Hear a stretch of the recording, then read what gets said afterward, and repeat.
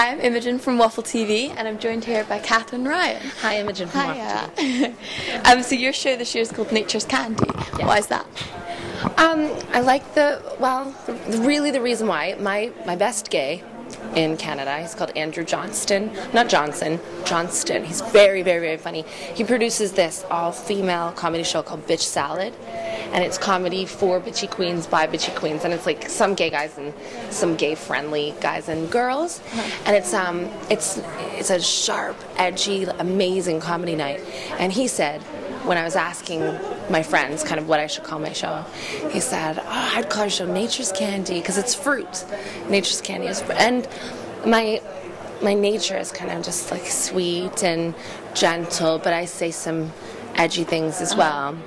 And the show is about taking the lemons that life gives you and appreciating them rather than turning them to lemonade. So it's quite a positive show. Super positive show. That's great. So that's your personality. You're quite a positive person then. Yeah. Where do you get your ideas from for your jokes? Well, I'm divorced in my 20s, which I always say just makes me that much more like Britney. It's not a bad thing for me. So I talk a lot about that because I think there are things in your life that can bring you down. Divorce is probably a big one. I'm a mom, and that can get really tough, but there's such beauty and such laughter and comedy and good points in it too.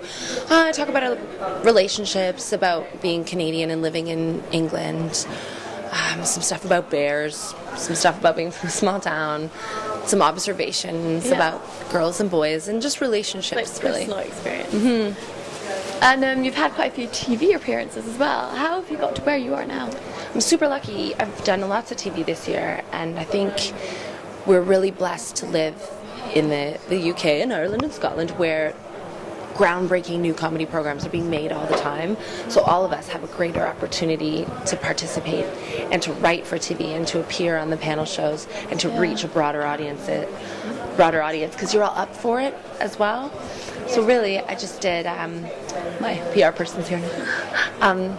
Really, I think people see a comedian and they think, well, I might like to do that, but it doesn't just happen like that. But I've been gigging for 5 years. It takes just practice, really this year that I've been able to do TV. So you think it worked better out for you in the UK instead of Canada because you're originally from Canada? I'm from Canada, and a lot of Canadian comics leave. Canada's a lovely place.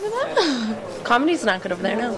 I'll be the first to say it. They leave like rats on a sinking ship. And that's, I think it could change one day, but right now the reality in Canada is the population is spread out too much to really facilitate enough good clubs. What about America? Can you?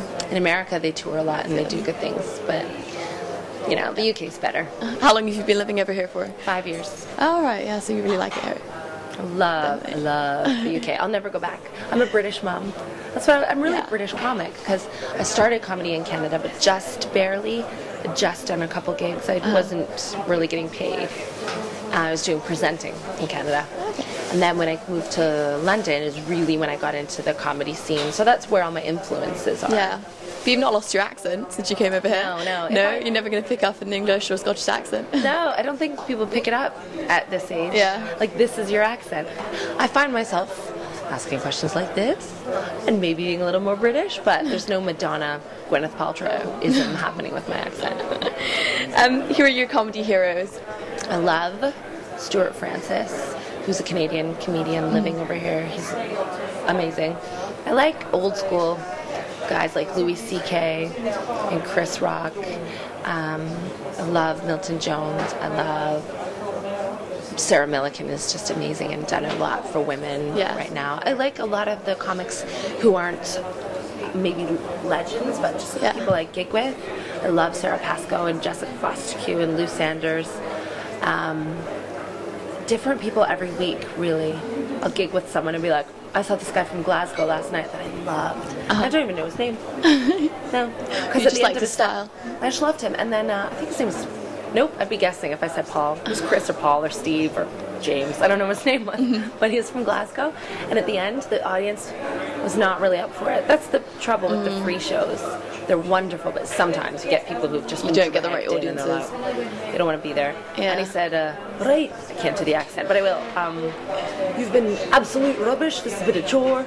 I have flighters, but I'd like you not to take them. Don't come to my show. If you do, I'll chuck you out. Like, it was amazing PR. He was doing great PR there, and it made me want to go to his show. Yeah. Because he could be selective, but his audience is like, I've got flyers. Don't any of you take them. Kill yourselves. Good night. It was great. It's a great way to sell your show. I loved it. I loved the anti-sell of his show.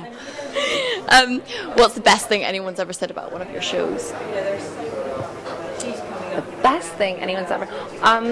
okay, this is true. People say really nice things about my show sometimes. Sometimes people really don't like my show. That's fine. My mom always said, if we all liked the same thing, we'd all be married to your father. So it's really good that we're different. But the best thing anyone has ever said about my show is the Londonist reviewed me and said I was tiny and pretty. Oh, that's sweet, isn't it? Yeah. Nothing about the comedy, but... He said loads about the comedy. Oh, right. And then I was like, I'm tiny and pretty. That's the best thing anyone's ever said. It's always good to hear. Oh, thank you very much for coming to speak to us. Thank you. Yeah. So your show's going to be on till the 27th, but not the 13th, and at 3:15 p.m. at the Gilded Balloon at Third Door.